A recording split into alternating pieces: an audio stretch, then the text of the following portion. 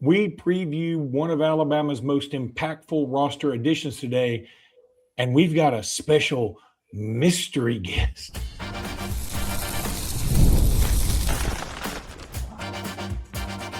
You are Locked On Bama, your daily podcast on the Alabama Crimson Tide, part of the Locked On Podcast Network, your team every day. Hey, everybody, and welcome back into the Locked On Bama, AHSA Radio Network's Luke Robinson. That's me. Alabama internet legend Jimmy Stein. That's him. It was me the whole time. It was me the whole time. It was you the whole time. I was going to spring it on him later, but whatever. Our 5 Hour Energy is the sponsor of this particular podcast. We love some 5 Hour Energy because 6 hours is just frankly too much. And I want to thank you every day for being here every day because you help make Locked On the number one sports podcast network there is.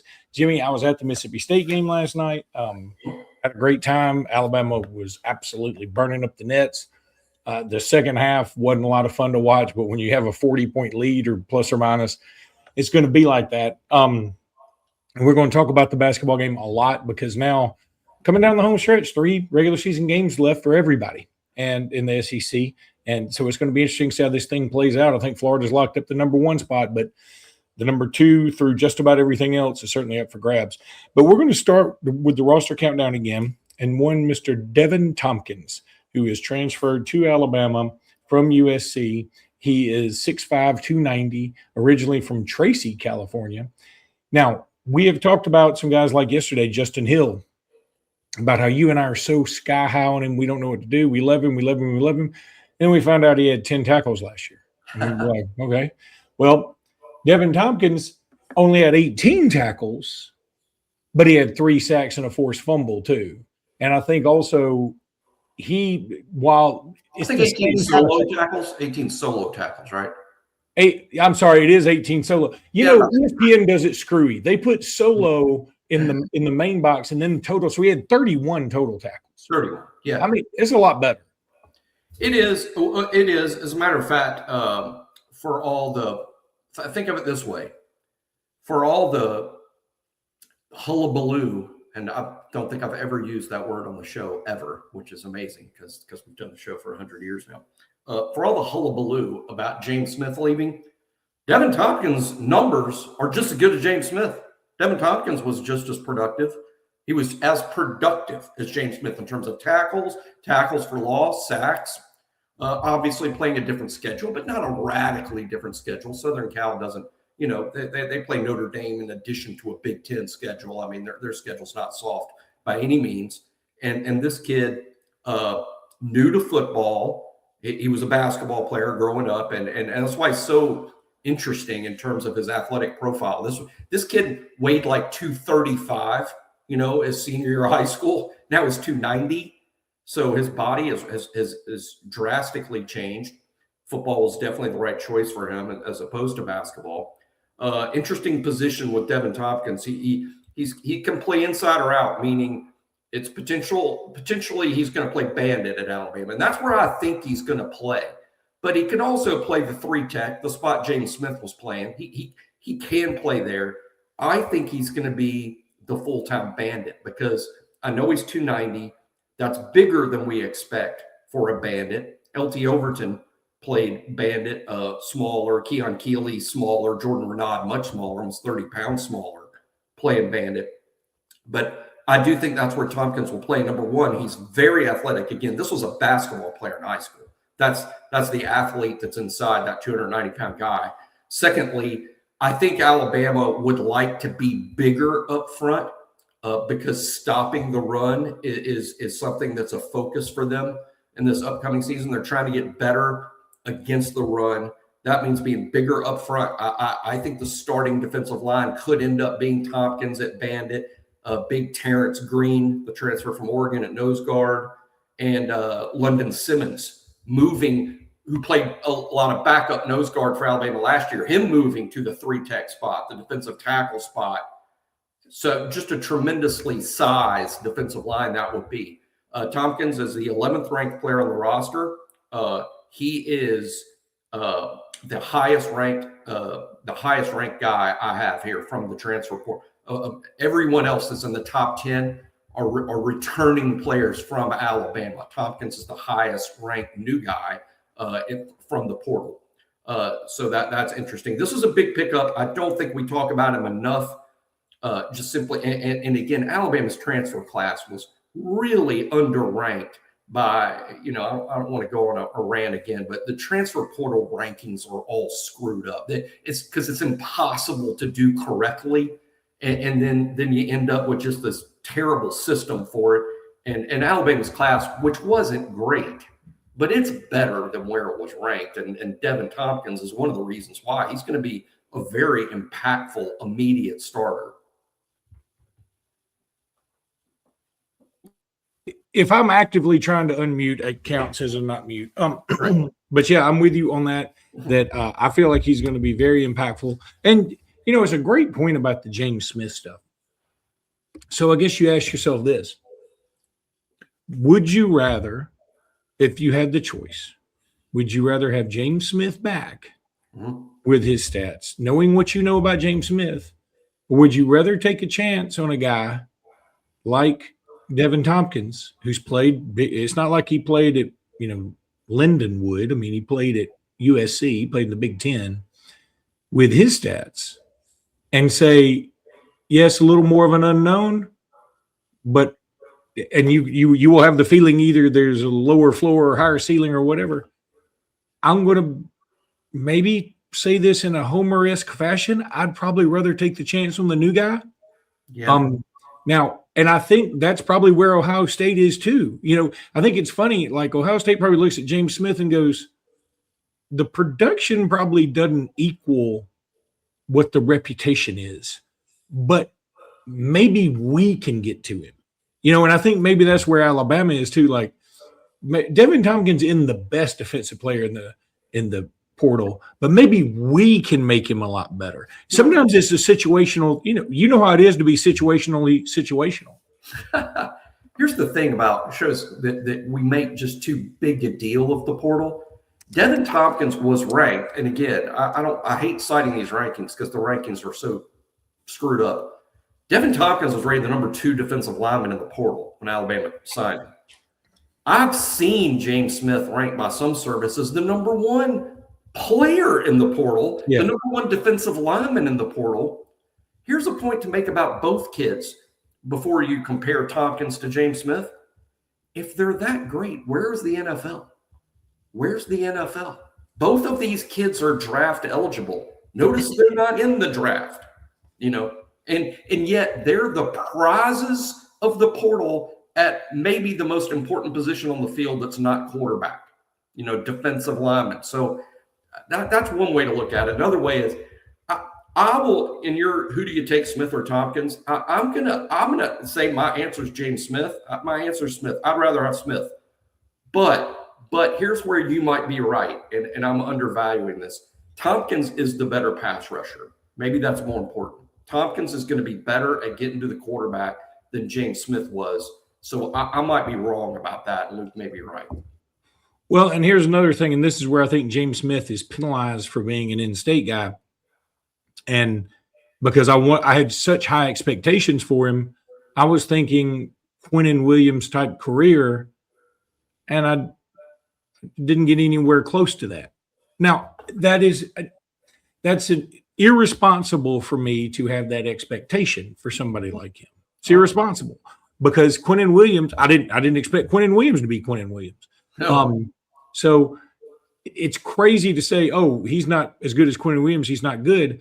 No, but I think it's fair to say James Smith, while the ceiling is still ultra high, he didn't live up to our expectations or even recruiting experts' expectations. So again, I would love to have had him on this team. I'm not dogging him. I think James Smith could have been really good on this team. I really do. But I'm also I'm putting a lot of emphasis on the word coulda, and I know that I'm saying coulda with an A at the end. So yeah, I'm from Alabama, y'all. Do what you want. It's not unusual or crazy for a 5-star defensive tackle for people to expect, oh, he'll be 3 and done and then first round, 3 and done and then a first round pick in the draft. Yeah. He clearly was not that. Now, starter, yes. Quality player, yes. Multi-year starter, yes. Future pro, yes. In that sense, he panned out. But has he been a superstar? No, not anywhere close. For instance, after 3 years at Alabama, he doesn't belong anywhere near an all SEC team. I don't think. Now, I bet James Smith has a really nice senior year. And I would have said that had he stayed at Alabama. I think you'll see the best James Smith you've ever seen, because this is a kid that's gotten better year to year to year. Like we always talk about here, most kids improve year to year to year. And James has, and he will again. So will Tompkins. And I think the coaching, playing in this league, practicing against who he'll practice against at Alabama, we're going to see a pretty good Devin Tompkins too. So we could argue about who's better between Tompkins and James Smith, and that's evidence enough that this was a big pickup for Alabama, because I think we all know James Smith was good. I also want to let everybody know, no, Jimmy has not been kidnapped and is having to record his own ransom note. He is moving from his house. He has packed up everything from his headphones to his pants and underwear. So we're lucky that we're getting above the torso here.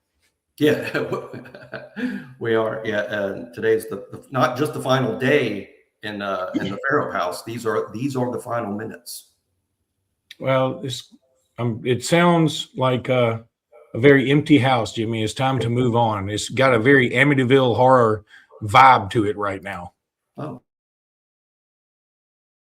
I'm Kalia Butler, host of Locked On Women's Basketball, and this is Mazda's Women's Basketball Snapshot, celebrating the work no highlight reel can ever capture.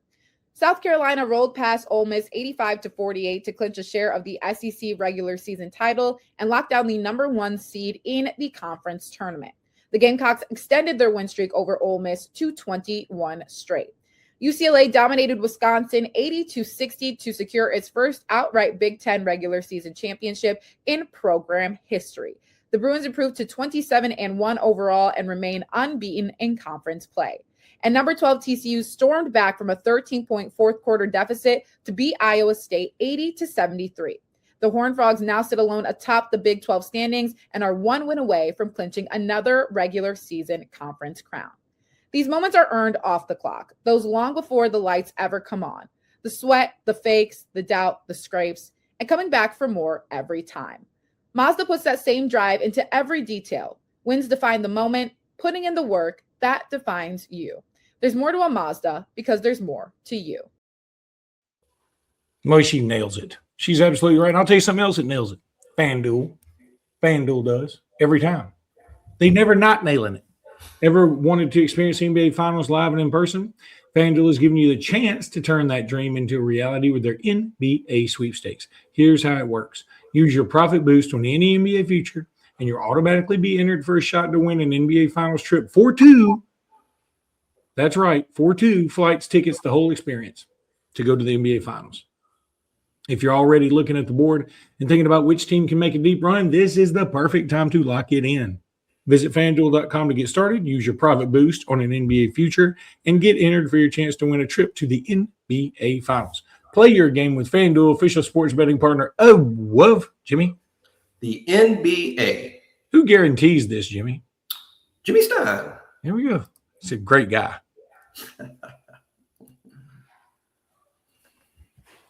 All right, so I went to the basketball game last night. A lot of fun. Crowd was meh, but I mean, I'm going to tell you, people were complaining about the 6 o'clock tips. If you're like me and 53 and have to get up at 5 in the morning to drive an hour to work, those 8 o'clock tips are what do you in. Went to Chuck's Fish, or Chuck's, I guess just Chuck's, before the game, and with my daughter and her friend and my buddy, and had a great time, and got some pretty inexpensive tickets, like right in the first row. Hunter Johnson, friend of the show, was right in front of us. I also, by the way, a couple of people recognized me. One group of younger guys. I was in the bathroom right at the it's a funny story. I'm at the urinal and like walking away from the urinal, about to go wash my hands, and one of the guys goes, "Can we get your picture?" And part of me was like, "Yeah, you can." right here in the bathroom. And then I was like, nah, okay, let me go wash my hands, and we will go get one out in the concourse like grown adults. And super nice guys, and they were funny and nice. And one of them's name was Ryan. I want to say his last name was Blizzard. There is no way that's right. I don't know why I think it's Blizzard, but it's Gizzard, or it's not Grizzard. It's something like that. I think there are 2 Z's in it. Anyway, Ryan, thank you, buddy. We appreciate you. You know what my best Coleman Coliseum bathroom story is? Pretty sure I can tell it. No, I can tell it. It's not the same one about my story about the former Alabama football player who was eating a hot dog while on the toilet at the same time, right? No, it's not really like that. No, this is many, many years ago. It's during a basketball game. I'm in the bathroom, and I must have gone in there during the action because most of the time the bathroom's pretty crowded. No one in there but me. Get done doing what I'm doing, turning around to walk out. Who's walking into the bathroom? And again, I'm the only one in there. Who's walking in while I'm walking out? David Palmer. Oh, my God. My all-time favorite Alabama football player. My all-time favorite. Only time I've ever seen him in person.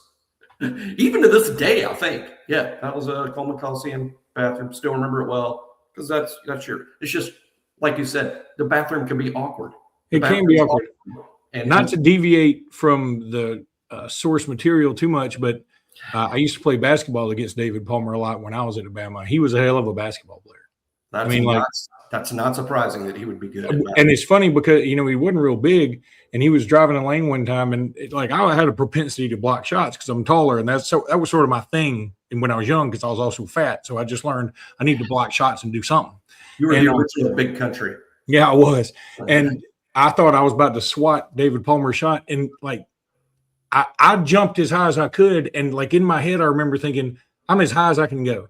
And I looked, and Palmer, it felt like he stopped in midair and then jumped a little more somehow. Like he jumped off a cloud like Wile E. Coyote or something.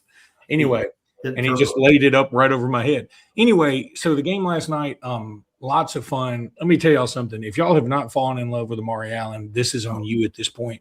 This cat is unbelievable. He's humble. He's just a good teammate. He does everything. He started out I think hitting his first 4 threes or something, but Alabama was just on fire last night. We should have very easily set the record for most 3-pointers in an SEC game. Very easily. We already owned that record, by the way. In fact, after last night having 22 3-pointers, we owned the top 4 spots in that regard. We had 23 against LSU in 2000 and the COVID year, 20 or 21. And then we had against Auburn, one of those years, maybe 22, we had 22. And then last year against Mississippi State and this year against Mississippi State, we each had 22 3-pointers. We had 17 at the half, I think. So we should have obliterated that thing. That was the best first half we played all year. By a mile.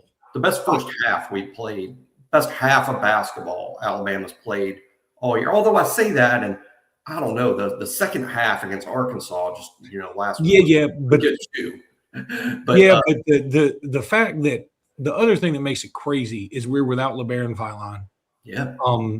And I think that was huge. I'm going to tell you something. Some people may say, well, that may not be a good. I think it's huge for everybody else's confidence. We know what LeBaron brings to the table. He's not going to make things worse when he comes back. No. So I think it's positive. Now, if I could be negative for a second, here's what bothers me. So we're so hot. We're killing it. We're stroking it. Sherrell's hitting threes. TBB's hitting threes. Aden Holloway, what a masterful performance. I mean, 18 points, maybe 16 points, and 10 assists. And he had 5 or 6 rebounds. That's nuts for a guy his size. We kept Hubbard in check. Hubbard ended up with his points, but we held him in check, really. I mean, he got his points late. But what bothers me is we went on a stretch, and the woman behind me said this, so I can't verify. But I think with 4 minutes left in the game, she said we have 3 points since the 12:30 mark.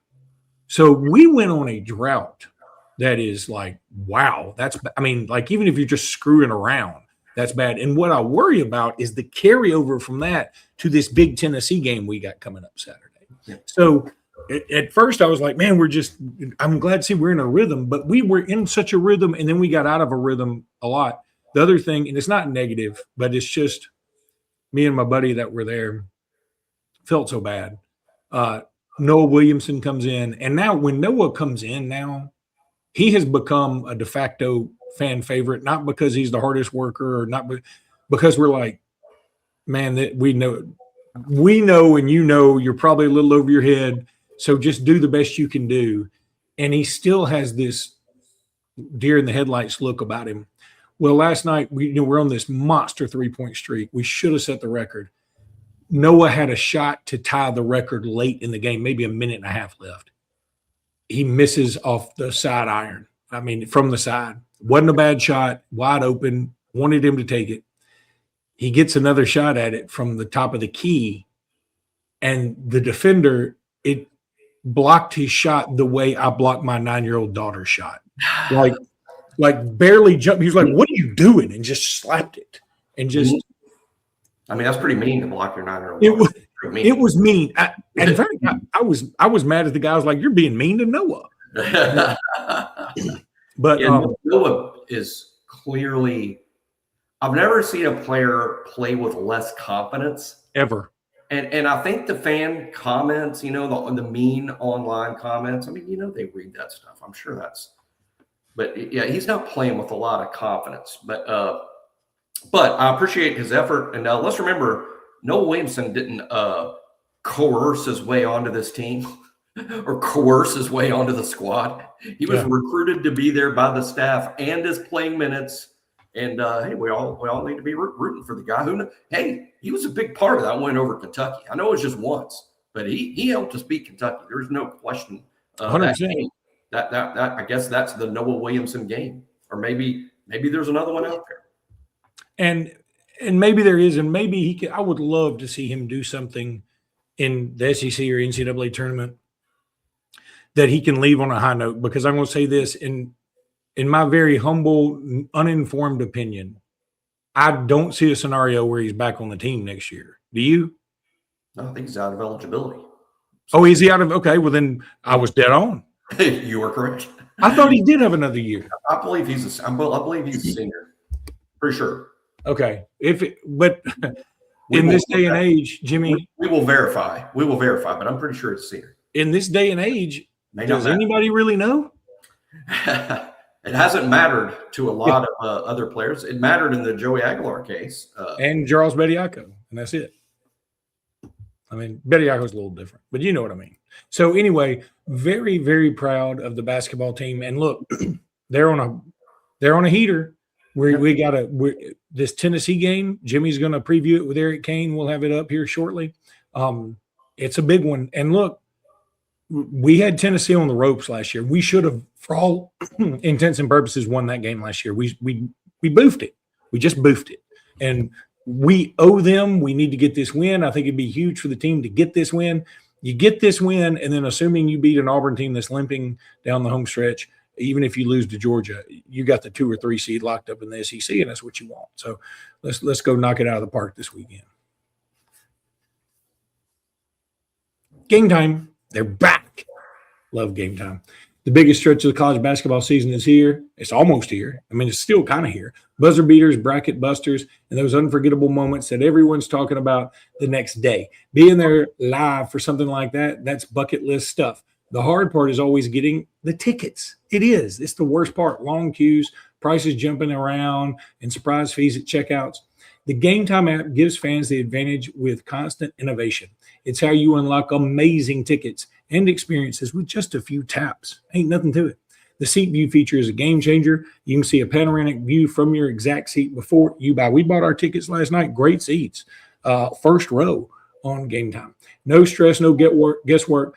Just a smooth experience from start to finish. That's exactly what you want during the busiest part of the season. Take the guesswork out of buying college basketball tickets with Game Time. Download the Game Time app, create an account, and use code LOCKEDON for $20 off your first purchase. Terms apply because they apply to everything. Again, create an account and redeem code LOCKEDON for $20 off. Download that Game Time app today and thank me later. But understand it was a Jimmy Stein guarantee. Now we have the 5 Hour Energy. Welcome to the 5 Hour Energy flavor draft with 18 different flavors to choose from, including new options like confetti craze, fruity rainbow, or cotton candy. There's something for everyone. The board is set, the flavors are ready, and I've got my number one pick for the 5 Hour Energy flavor draft. I love it. I love them all. You know what my favorite is? It's become confetti craze. I did not realize how much I loved confetti. I love confetti. It's not overly sweet. It just tastes delicious. It's some vanilla in there that I really love. It's smooth and it's got a dessert taste, and I got a sweet tooth. So yeah, I like all that. I like cotton candy and fruity rainbow and sour apple and Hawaiian breeze and strawberry watermelon and blue raspberry and pomegranate too. I like them all because they're all delicious. 5 Hour Energy is the best. Find your new favorite of flavor of 5 Hour Energy shots available only at 5hourenergy.com or Amazon. You can get them some other places, but you may not be able to get all these flavors. So you want to go to 5hourenergy.com. That's the number 5hourenergy.com or Amazon. And you can get that handled like a man. So some recruiting stuff. It's still feeling good for Elijah Haven. I mean, I feel like we're going to be saying that a lot. Hey, Elijah Haven's still feeling good. He just hasn't committed yet. That's right. Yeah. Haven, we're still in really good shape there for Haven. As a matter of fact, there's some reports that Florida, Georgia, Auburn, other schools that have been seen as a threat for Elijah Haven may be backing off. Some people, I think, are interpreting that. Or the reason they'd be backing off is they might be realizing they're wasting their time. Alabama has such a substantial lead. Kentucky is making a run at him. And for those that think, oh, well, that's just Kentucky, he's not going to sign there. Let's remember, in this new age of NIL, they might actually have more to spend. Not that they have more money than Alabama. It's just they'll go all in for one guy. Alabama's trying to sign a team full of dudes, and you can't blow it all on one guy. Kentucky could conceivably do that for a 5-star quarterback like Elijah Haven. So I don't blow that off at all. Plus, Will Stein, the new coach at Kentucky, I mean, he's a quarterback guy, so he's gonna, and that's how he landed Kenny Minchie that they basically stole from Nebraska. So I think Kentucky is a threat with Elijah Haven, but I like Alabama's position. I think we've been his favorite for quite some time, and what a prospect for those that don't know. Big, strong, huge quarterback, kind of a plus-sized Jamarcus Russell type, almost sized quarterback. But one huge there's a few differences, but one difference is Jamarcus was a statue back there. He didn't have much mobility. He's so big. Elijah Haven does. He can run. For a big dude, he can run. I mean, he'll house a 75-yard touchdown in high school football. I don't know that that's going to work at college, but he's definitely a run to the sticks for a first down type athlete at quarterback too, in addition to the tremendous size and strength. Another guy that's given Alabama a look is Benny Easter. He's committed to Texas Tech. He just committed like recently to Texas Tech, and 24 hours later, I'm sorry, no, he committed much earlier than that. I got my dates screwed up, but he's been committed to Texas Tech for a while, but now he's going to take a visit to Alabama. He's a wide receiver, number 3 receiver in the whole thing. Yeah, and Alabama's in good shape for Monsoon Sales, who's I think ranked even higher by some services. But Benny Easter is one of the nation's best wide receiver prospects. Alabama continues to recruit well. That's why last year wide receiver was not emphasized. They did get Sedarian Morgan. Then they added some depth guys beyond Sedarian Morgan, but it wasn't really an area of emphasis. The way recruiting cycles work is wide receiver is an emphasis for Alabama in this cycle simply because it wasn't last year. Last year, a huge emphasis was the defensive line. They signed like 5 guys, 6 guys, and then went in the portal and got even more. This year, don't expect Alabama to go big on the defensive line just simply because you loaded up there last year. You went over. This year, I would say Alabama will probably only sign 3, but they could sign 3 or 4 wide receivers. Yeah, I would certainly like to say there's Chris Henry Jr., who is from Missouri, only a 3-star. But again, you're not going to sign 4 or 5-star receivers. You've got to identify some good talent. Go get a CD Morgan, go get a Marshawn Sales, go get a Benny Easter, and then get some complimentary guys and hope that they develop the way that you need them to develop. I think that's what it comes down to. We also wanted to mention very briefly the combine. Jimmy, anything you're hearing from that? Well, today is the front 7 guys, defensive line and linebacker. So good luck today, Thursday, as we record this. Good luck to Deontay Lawson, Justin Jefferson, LT Overton, and Tim Keenan. All basically job interviews for the NFL today in Indianapolis for those 4. Yeah, we'll be pulling for them. It's kind of a fun time of year if you do like year-round football, because the combine is pretty fun. I mean, it's just to imagine these guys being on whatever teams. I mean, I love the draft. I love the combine. I love all that stuff. Oh yeah, and I'll watch a ton of it in the midst of my move here.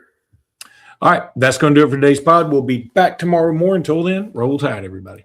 Roll tide.